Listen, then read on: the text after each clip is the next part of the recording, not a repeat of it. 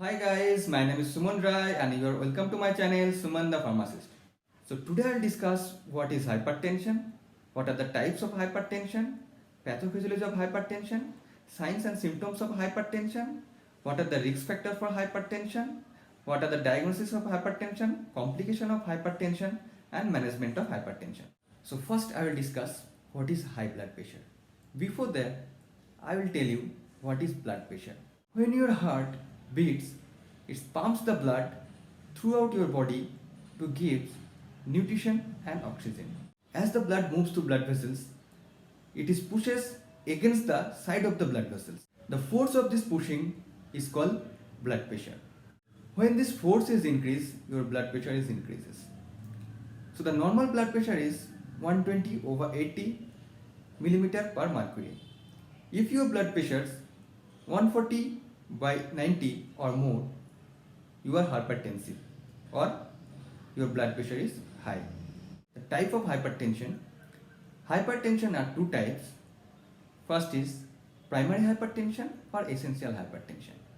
Second is secondary hypertension. So what is primary hypertension? The primary hypertension is basically genetic and depends on lifestyle. The cause of the primary hypertension is unknown.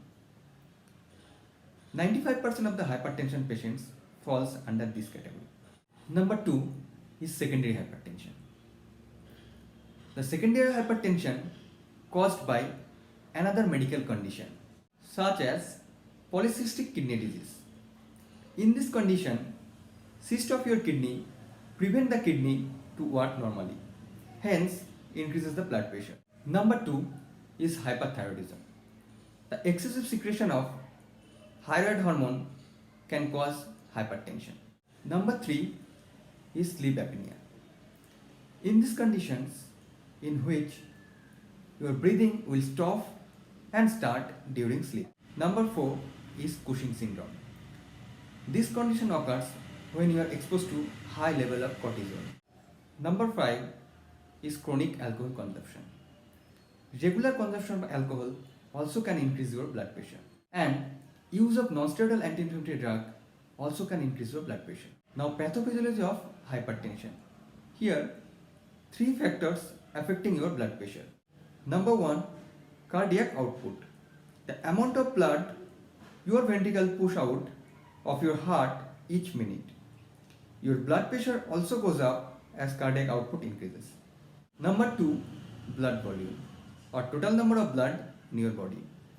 If the blood volume is increases, the blood pressure also increases. Number 3 is peripheral vascular resistance. The resistance of your arteries to blood flow. There is a several factors involving in resistance, but the three major factors I will discuss. Number 1 is the flexibility of your artery wall. With each heartbeat, your artery can expand to reduce your blood pressure. Reduction of flexibility of your artery wall can increase the blood pressure. Number 2 is your blood viscosity or thickness. In your blood, more fat or protein can increase your blood viscosity, hence can increase your blood pressure. Number 3 is the narrowing of artery diameter. Pathological vascular changes can reduce the diameter of your artery and can increase the blood pressure. The normal vessel have good blood flow.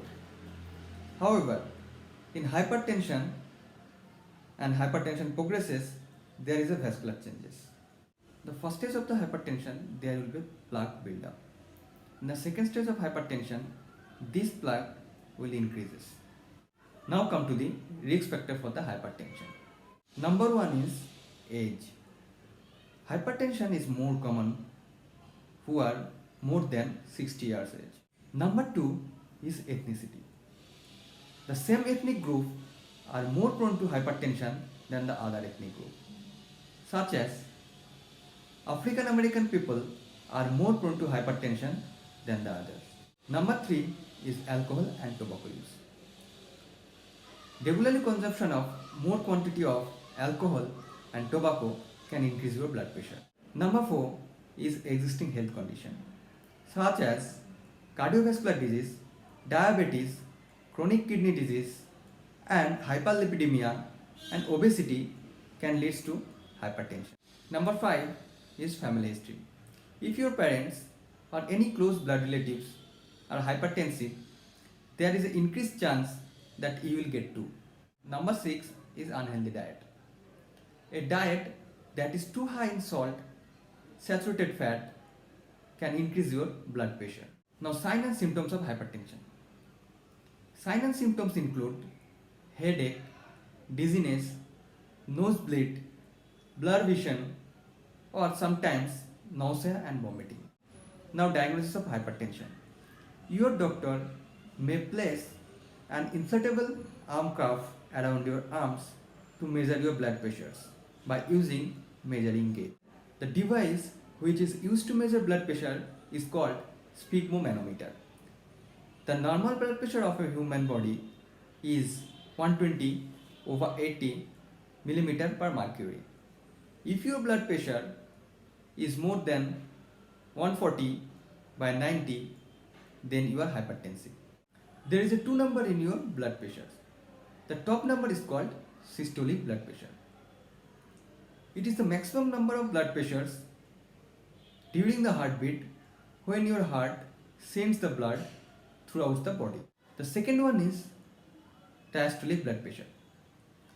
It is the lowest blood pressures between the heartbeat when your heart fills with the blood. Now come to the complication of hypertension. The complication includes heart attack, stroke, retinopathy, and renal failure. Now, management of hypertension.